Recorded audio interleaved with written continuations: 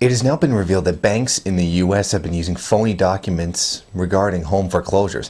The documents are being used by the banks to accelerate the home foreclosure procedure.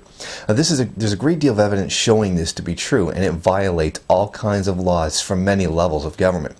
Many politicians have come out in real and phony denunciations of this disgusting practice.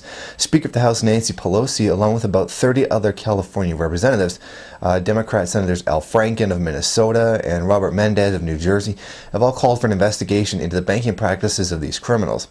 Attorney generals in several states have begun investigations. As a result, home foreclosures have been temporarily stopped in a few states. This is how the situation was explained.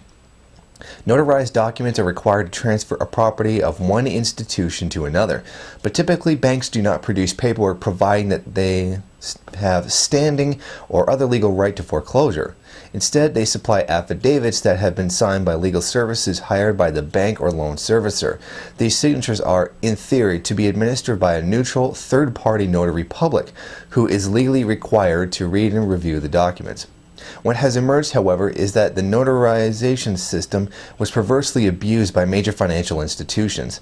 Among other practices, it has been revealed that notarizations took place at an impossible rate of thousands per month per reviewer, that they occurred even before the attested documents were actually prepared, that signatures were ostensibly representing the same individual bank employees were clearly produced by more than one person, and the notarizations took place in offices far away from where the documents were signed.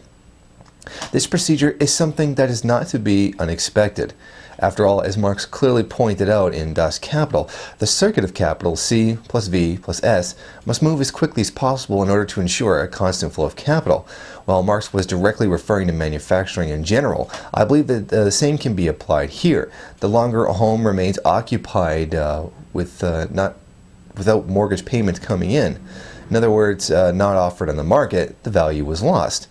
Anytime an asset with as little liquidity as a home remains unsold, the more a liability it becomes and the less value it has on the market. This rush to gain these homes as quickly as possible is done in order to make the ownership of the home as profitable as possible.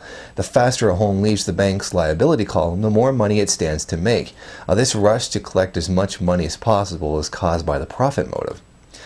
In what is the true capitalist fashion, this drive for profit takes its true, unethical, and criminal form.